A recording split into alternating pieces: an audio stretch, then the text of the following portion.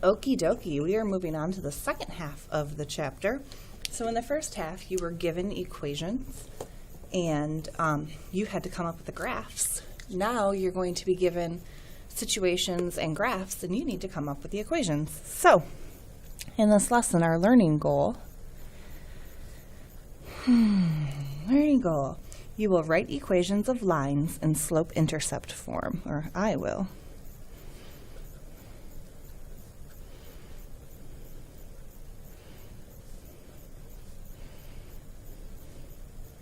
So if you thought, hold on, can't do two things at once. Okay, if you thought that graphing from slope-intercept form was easy, you're probably going to also think that this part is easy. And that looks out of focus to me, so let's give it a second. Focus a little bit better, maybe? Yeah? Yeah. Okay, so what we're doing is we're starting off with a line, and we want to write the equation that goes along with it. So let's do this. I'm just going to make up a line. Here's my coordinate plane.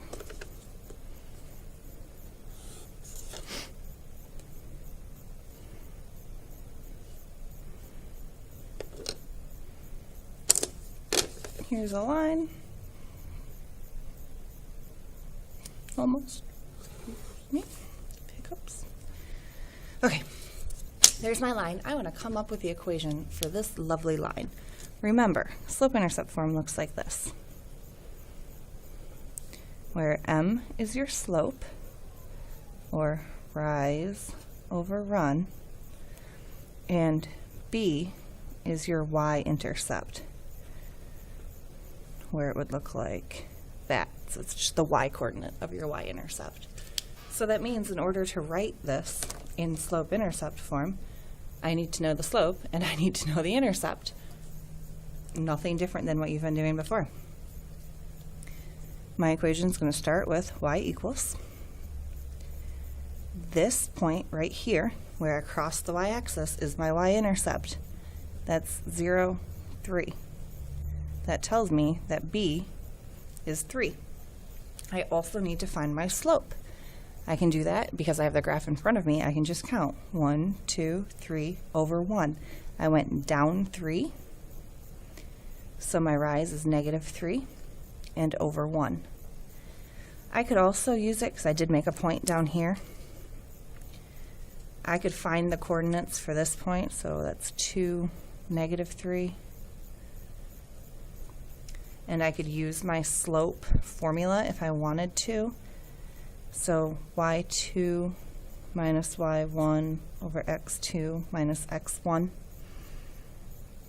-3 minus 3 over 2 minus 0. If I have -3 and I'm taking away 3 more, or I'm adding a -3, I get -6 over 2. That's going to simplify to -3. So I got the same thing as when I counted. That's just good to confirm. Now, I'm not actually going to write my slope as -3 over 1, because that's not very simplified. I'd write my slope as -3. So now I have m, I have b, plug them in. Y plus 3. There, you did it. Fascinating. So, there's one way to do it. I want you to do some on your own right now. They're in your book. They are on page 74. Number 1, 2. It should just take a second. So write that down, and then we can check them together.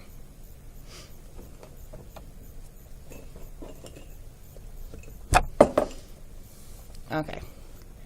So to check this, when I look at this guy right here, I see that my y-intercept is 0, 2.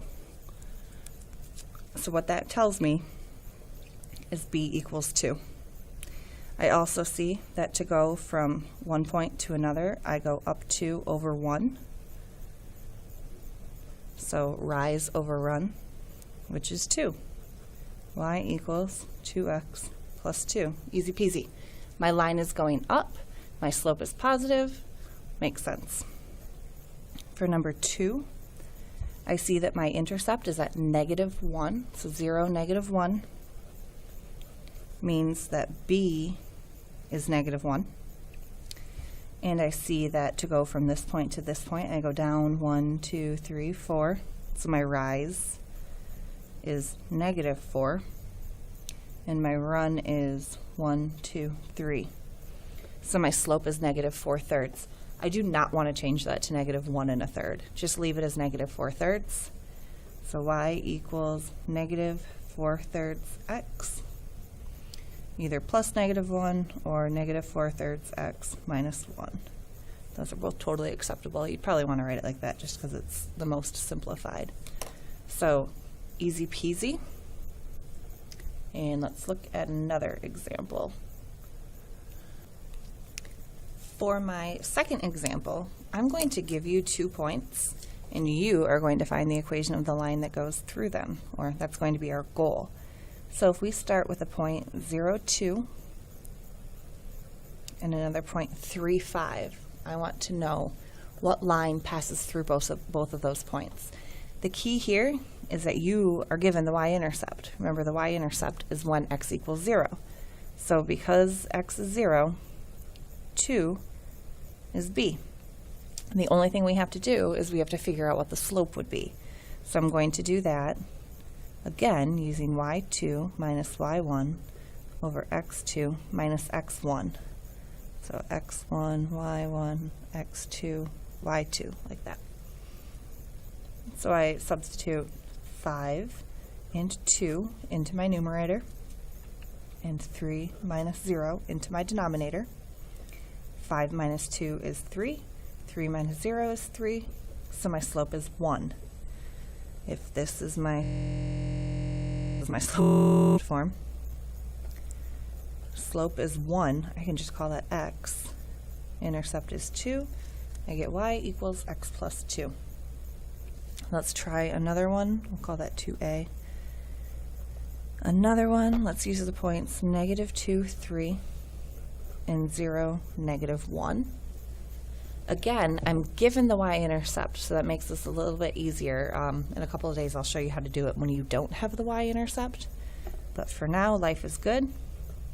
So that number represents b, and I need to do y2 minus y1 over x2 minus x1 to find my slope. So -1 minus 3 over 0 minus -2.